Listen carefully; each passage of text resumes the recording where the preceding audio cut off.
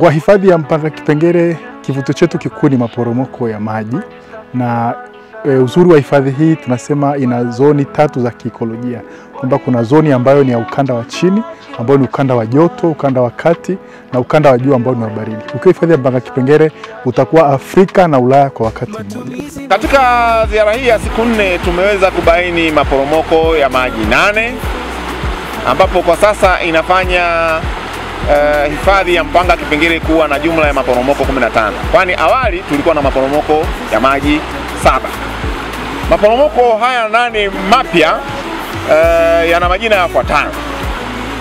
Poromoko la 8 linaitwa Nyihemi. Poromoko la 9 linaitwa Itago. Lakini pia tuna maporomoko ya Isalala, tuna maporomoko ya Izumbo, kuna maporomoko yanaitwa Redstone, tuna maporomoko yanaitwa Igavuri, kuna maporomoko yanaitwa Nyaruhanga ambapo ndio haya ambapo tupo, lakini pia tuna maporomoko ya Makutano. Kwa hiyo kwa orodha hiyo tunakuwa na jumla ya maporomoko ya maji 15 ndani ya hifadhi ya Mpanga Kipengere. Kwa idadi hiyo inafanya hifadhi ya Mpanga Kipengere kuwa ya kipekee kwenye nchi hii na si ajabu katika Afrika. Sina rekodi nzuri sana katika Afrika, lakini inawezekana kabisa ikawa pia kwenye rekodi nzuri au kwenye namba nzuri sana katika Afrika kwa upande wa idadi ya maporomoko ya maji. Na hii inamaanisha nini? Hii inamaanisha kwamba mamlaka ya usimamizi wa wanyamapori Tanzania imefanya juhudi kubwa ya kufanya uhifadhi katika eneo hili, na ndio maana tunaendelea kuona vivutio hivi vinaendelea kuwepo.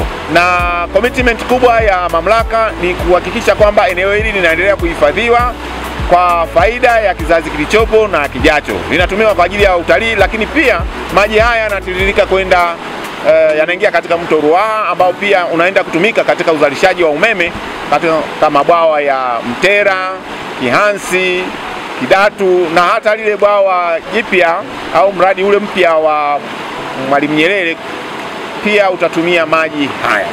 Maporomoko haya yana sifa nyingi tofauti tofauti. Yapo ambayo yanaonyesha kwamba maji yanatua kwa ngazi, lakini yapo yenye muonekano wa maji kutua moja kwa moja kutoka sehemu ile ya juu mpaka kwenye base.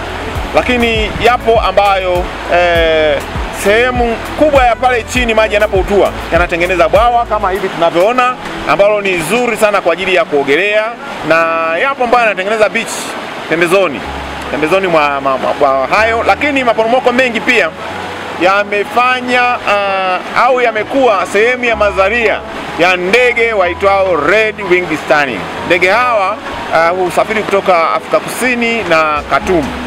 Kwa hiyo wanatumia maporomoko haya ya maji yaliyoko ndani ya hifadhi ya Mpanga Kipengere kama maeneo yao ya kuzaliana.